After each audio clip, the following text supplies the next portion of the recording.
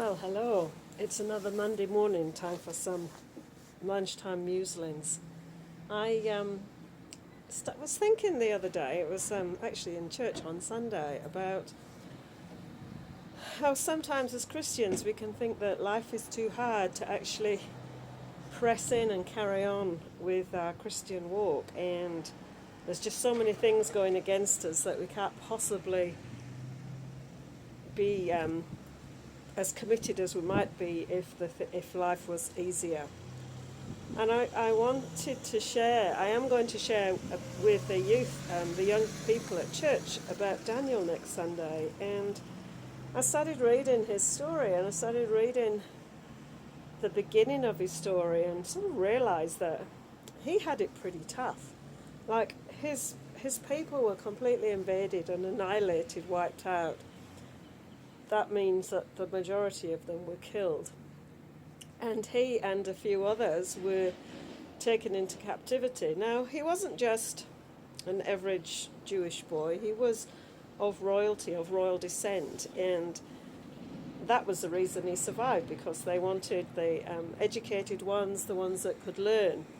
So Daniel gets taken away, and he wasn't very old, he was probably early teens or young lad anyway, and he had plenty of opportunity to be pretty angry with his captors.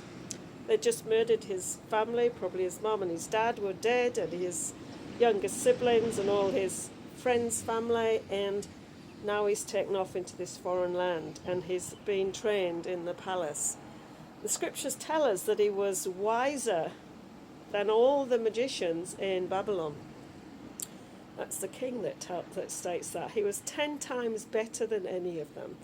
So not only did he gain favour with his captors, he was also he learnt his stuff, he learnt their stuff, he learnt the culture of their society and their magicians. So we kind of think, that's a bit odd really. Daniel there is a magician along with the rest of them.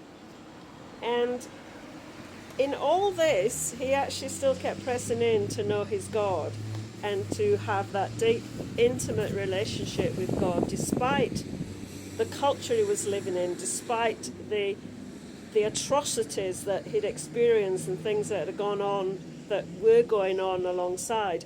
We read a story in there where the king had a dream. We're on to Nebuchadnezzar now. King had a dream. Daniel's a bit older now. And he called all his magicians and his wise men together and said, tell me what my dream is. Now, he put a pretty high bar on them, because he said, I'm not going to tell you my dream. You got to tell me what my dream is and then give me the interpretation. And of course, they couldn't do that. They weren't able to do that. And they begged the king to at least tell them what the dream was about. But he refused, said, if nobody comes up and tells me what this dream is, I'm going to kill the lot of you.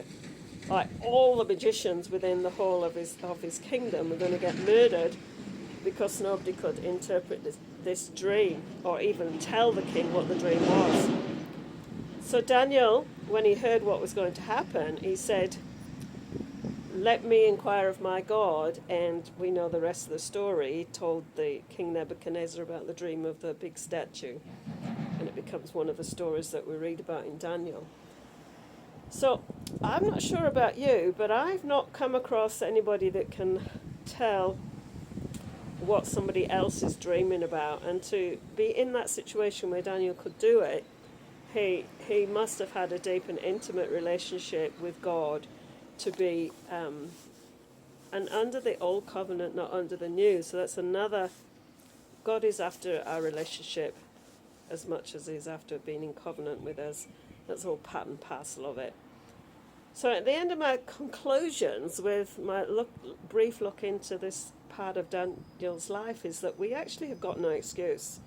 With whatever's going on around us at the moment, whether our country is having riots, I know that there's riots in Kenya, there's riots in France, there is stuff going on all around the world where people are being killed for no apparent reason, then they were just in the wrong place at the wrong time. But we have no excuse as New Covenant believers not to get close and into that intimate relationship with God. So I'll just leave those thoughts with you. And We'll see you tomorrow. Bye.